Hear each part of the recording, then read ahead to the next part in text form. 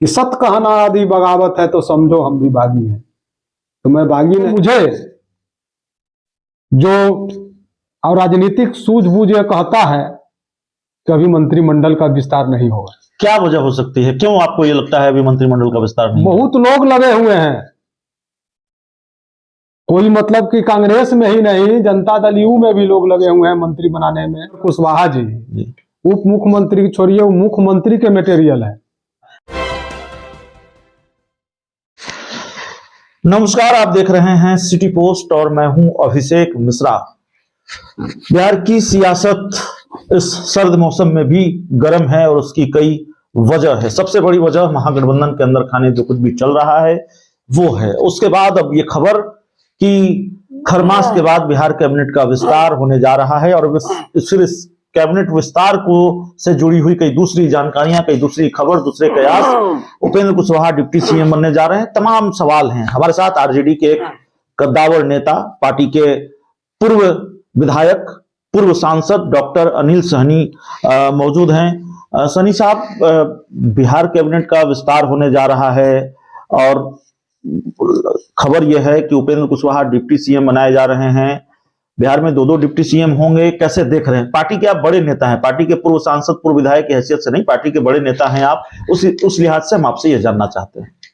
देखिए, जहां तक मंत्रिमंडल विस्तार की बातें हैं जी, ये तो माननीय मुख्यमंत्री के विशेषाधिकार है और हमें नहीं लगता कि जिस प्रकार की गठबंधन, महागठबंधन सरकार बनी है उसमें दो उप मुख्यमंत्री की कोई गुंजाइश है, क्योंकि एक ही मुख्यमंत्री हमारे नेता वीर तेजस्वी यादव जी सफलतापूर्वक सभी विभागों को देखते हुए बिहार में काम कर रहे हैं। अनिल सैनी साहब, माफ कीजिएगा, बीच में मैं टोक रहा हूं। तेजस्वी यादव की ताजपोशी इस वर्ष हो जाए, क्योंकि आप लोग कभी तेजस्वी यादव को उप मुख्यमंत्री नहीं कहते, आप लोग तेजस्वी यादव को मुख्यमंत्री कहते हैं। इस बार भी आपने यही किया, मुख्यमंत्री कहा तेजस्वी यादव को। देखिए, डिप्टी सीएम ऑलरेडी हमारे जी तेजस्वी यादव जी है, ये हैं जी। तो मैंने कहा कि अब दूसरा उप मुख्यमंत्री बनाकर, अगर जो आप कह रहे हैं अगर इसमें सत्यता है, मुझे तो सत्यता नहीं लगती है जी। अगर दो उप मुख्यमंत्री बनाकर तो कहीं ना कहीं हमारे नेता को कम आंकने की ये साजिश हो सकती है, मगर हमको ऐसा नहीं लगता है कि मंत्रिमंडल का विस्तार भी होगा।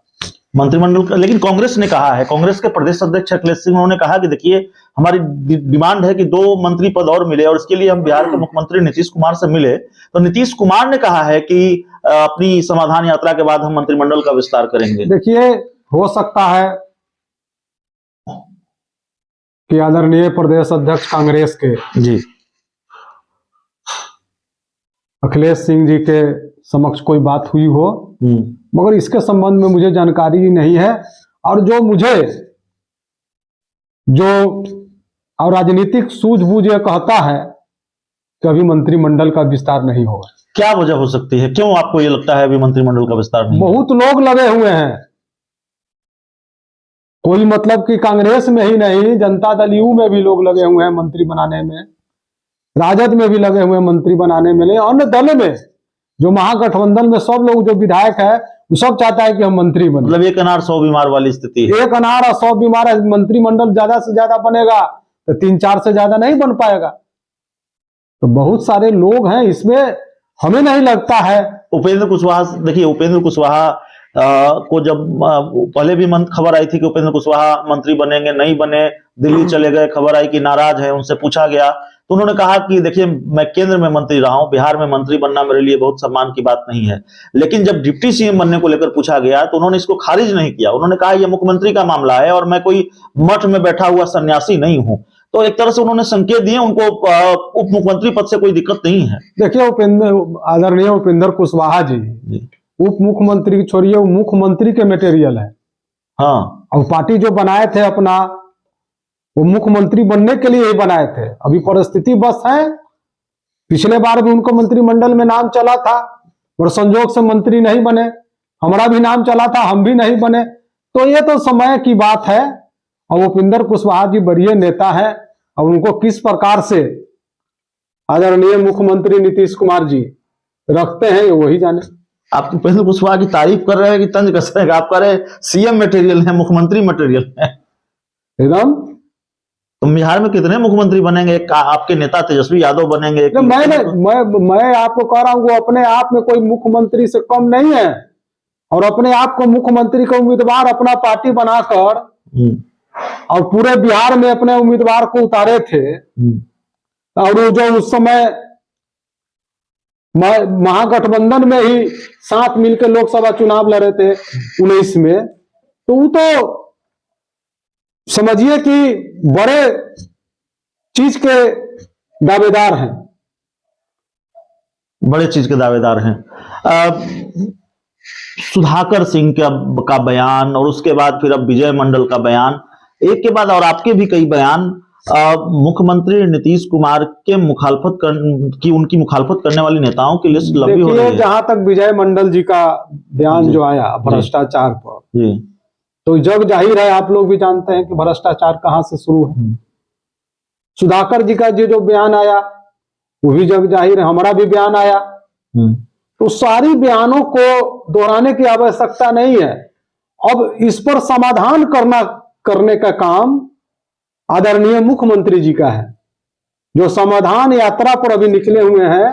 तो समाधान आम जनता के भी, जो अभी माननीय विधायकों ने जो बात को उठाया है उसका भी समाधान करते तो एक अच्छा मैसेज जाता महागठबंधन के लिए। तो समाधान आप लोग जो समस्या उठा रहे हैं उसका भी समाधान होना चाहिए था। छपरा में विरोध हुआ, काले झंडे दिखाए गए, नारेबाजी हुई, उसको कैसे देखते हैं? देखिए लोकतंत्र है और लोकतंत्र में कोई भी 10-5 आदमी खड़ा होकर विरोध कर दे यह स्वाभाविक है। इस पर कोई किसी प्रकार का हम लोग प्रतिक्रिया नहीं देंगे, मगर जो मांग जो किया है उस मांग को भी अगर यथाउचित है तो वो भी काम होना चाहिए। आप कह रहे हैं सुधाकर सिंह जो कर रहे हैं सही कर रहे हैं?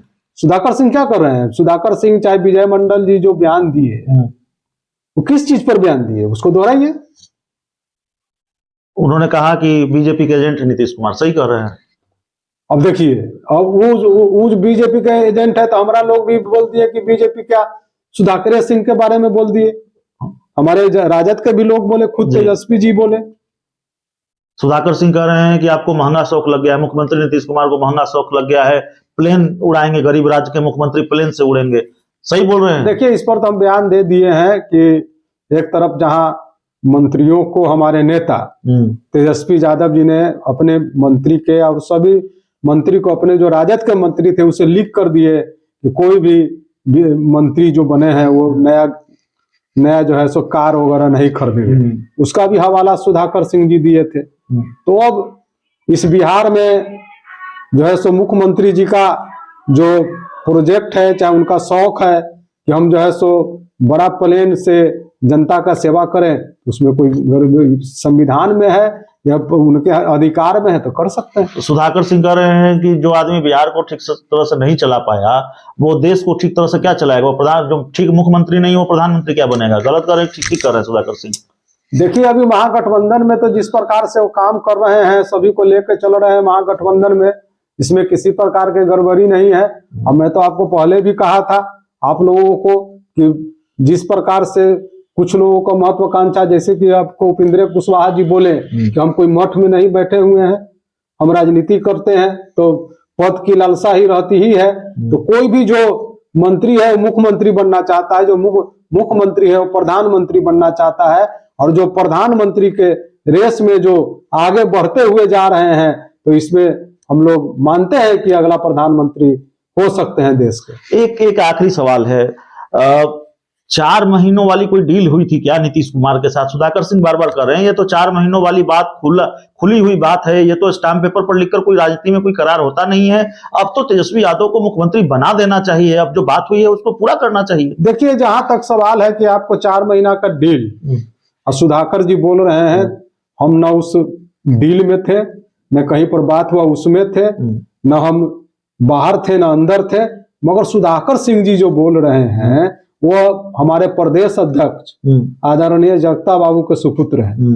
और उस समय बात हुई थी कि जो भी कोई डील होगा उस पर जो है सो, मैं ही एक इंटरव्यू में बैठा था तो हमें फोन गया कि आपको मालूम नहीं है कि जो भी इस परिस्थिति में सिर्फ प्रदेश अध्यक्ष और तेजस्वी जी ही बोलेंगे। तो अब प्रदेश अध्यक्ष और तेजस्वी जी के बात में नीतीश जी के बीच में क्या बात हुई, उसको हो सकता है कि सुधाकर जी को मालूम हो, और सुधाकर जी को मालूम है, इसको जोर देकर अगर बोल रहे हैं तो कहां तक सत्यता है, इस पर हम प्रश्न चिन्ह लगा। तो आप भी बहुत कुछ बोल जाते हैं, सुधाकर सिंह तो बोल ही रहे हैं, विजय मंडल ने, आप लोगों को डर लगता है कि नहीं लगता है पार्टी बाहर कर देगी, कार्रवाई कर देगी? आप तो सबसे पहले से बोल रहे हैं, आप कुर्नी को लेकर भी बहुत कुछ बोल चुके हैं। देखिए, जहां पर सत्य बात होगी तो सत्य बात को बोलना, और हमारे जयप्रकाश बाबू का हम लोग चेला है। जब हम हाई स्कूल में पढ़ते थे तो जयप्रकाश आंदोलन, छात्र आंदोलन हुआ था, तो उस समय हम लोग उनका भाषण सुने थे। जयप्रकाश बाबू बोले थे